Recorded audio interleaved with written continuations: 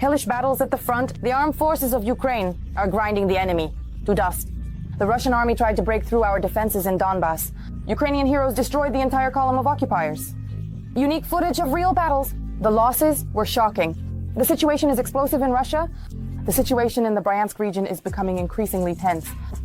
It's time for the Russians to pack their bags and run, just like they know how to. Get the latest details next.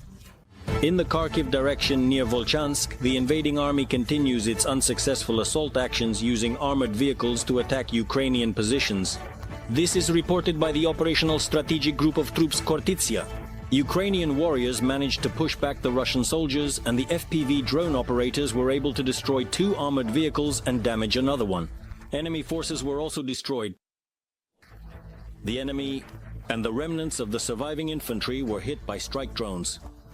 At the same time, in the Kupiansk direction, Russian occupiers attacked Ukrainian positions near Petropavlivka, Pishanove, Zarizove and Lozova. Fighting took place in the Lviv region near the settlements of Kopanki, Makeivka and Novolyubivka. In the Toretsky direction, the Russian army tried to break through the Ukrainian defenses in the areas of Krymske, Toretsk and Sherbinivka. Fierce clashes also took place in the Pokrovsk direction.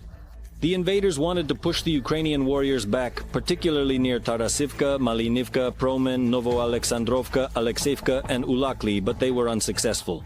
Putin is gradually realizing his offensive potential, and as a result, he is losing the ability to launch his offensive actions as dynamically as he did before.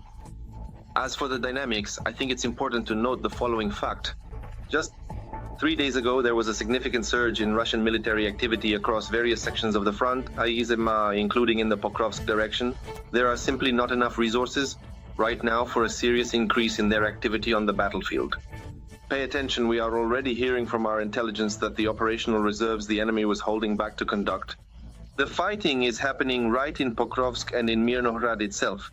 He is forced to throw everything into the war effort, because the previous forces and resources he used have literally been worn down in those absolutely ridiculous yet very costly local assaults. Unsuccessfully, the Russian army is trying to break through the Ukrainian defenses in the Siversk direction.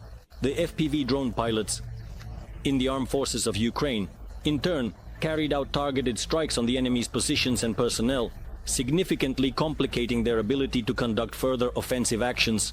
A storm column of Russian troops tried to break through the defenses of the Ukrainian military in the Donetsk region, but Ukrainian special forces destroyed the entire column and the personnel of the Russian occupiers.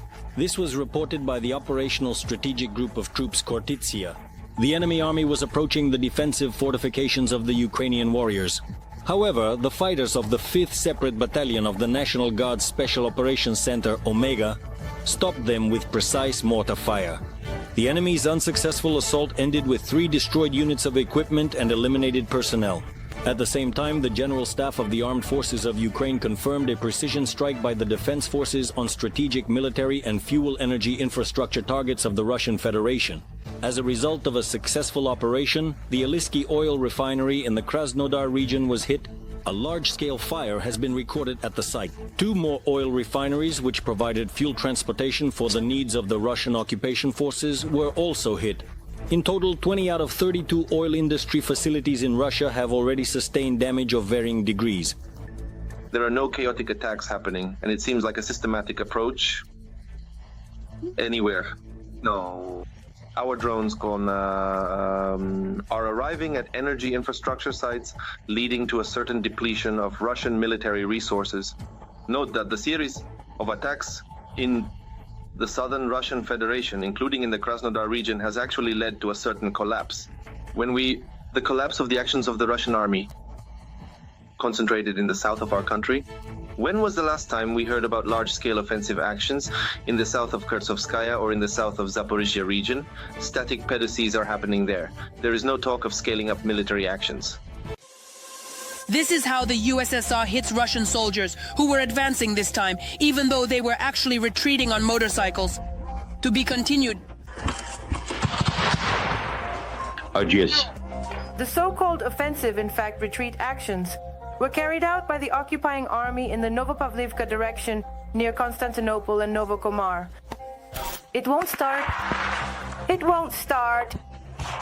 The decline in the VSK Autoprom's performance is primarily due to the fact that the Ukrainian Defense Forces have total superiority in FPV drones. Recently, the Ukrainian Defense Forces have been testing the use of FPV drones on Oktavolokne. These are secure communication channels that nullify the capabilities of Russian electronic warfare systems to suppress Ukrainian FPV drones. This is precisely what is linked to the absence of heavy armored vehicles at the line of combat engagement. Moreover, the Russians are afraid to bring heavy armored vehicles and weaponry within 5 kilometers of the line of combat engagement. Nevertheless, the situation at the front still remains complicated. It should be noted that the enemy has certain tactical successes, in the former Kurahivka direction. This is in the area of the settlements of Constantinople and Lakla, where the occupiers are trying to block the units of the armed forces of Ukraine. Since the start of February 18th, there have been 122 combat clashes on the battlefield. Of these, 35 were in the Pokrovsk direction, and here the Ukrainian military is having success. The Ukrainian Defense Forces have taken control of the settlement of Peshani. The strategic significance of this settlement, it is located 5 kilometers from Pokrovsk. Peshani is the largest coking coal deposit in the area of the settlement. There is a mining enterprise that, before the active phase of hostilities in this area, provided also support for Ukrainian heavy metallurgy at the moment of supplying the coking coal. In addition, there is a noticeable pattern of counterattacks. In the area of Vodiane too, fierce fighting is noted for the so-called industrial zone.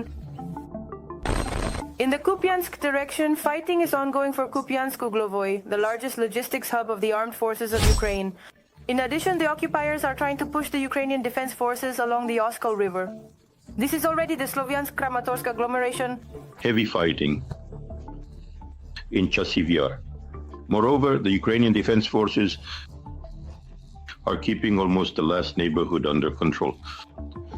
It should be noted that the occupiers are trying to develop their tactical successes with the aim of directly reaching Konstantinovka.